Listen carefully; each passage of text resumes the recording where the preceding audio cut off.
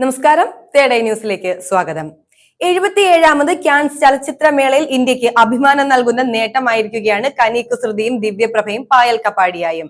All we imagine as light എന്ന ചിത്രത്തിന് ചലച്ചിത്രമേളയിലെ മികച്ച രണ്ടാമത്തെ ചിത്രത്തിനുള്ള ഗ്രാൻഡ് പിക്സ് പുരസ്കാരം ലഭിച്ചത് ഇന്ത്യ മുഴുവൻ ഇന്ന് ആഘോഷമാക്കുകയാണ്. വേദിയിൽ സിനിമ പ്രദർശിപ്പിക്കപ്പെട്ടപ്പോൾ 8 മിനിറ്റോളമാണ് കാണികളിൽ നിന്ന് നിലയ്ക്കാത്ത കയ്യടി ലഭിച്ചത്. ചിത്രത്തിൽ മലയാളി നടൻ അസീസ് നെടുമങ്ങാടും ഒരു പ്രധാന കഥാപാത്രത്തെ അവതരിപ്പിച്ചിരുന്നു. ഇപ്പോഴിതാ അസീസിനെ വഴക്കു പറഞ്ഞുകൊണ്ട് മമ്മൂട്ടി രംഗത്തെത്തിയിരിക്കുകയാണ്.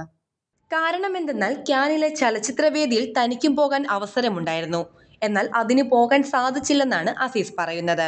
യഥാർത്ഥത്തിൽ പായൽ കപാടിയ ആരാണെന്ന് പോലും അസീസിന് അറിവില്ലായിരുന്നു.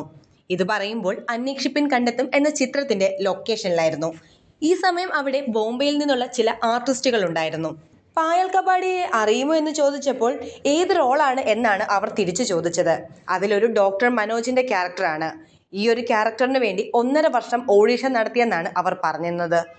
ഹിന്ദി അറിയാത്ത മലയാളി ഡോക്ടറുടെ വേഷമായിരുന്നു അസീസിന് ലഭിച്ചതും.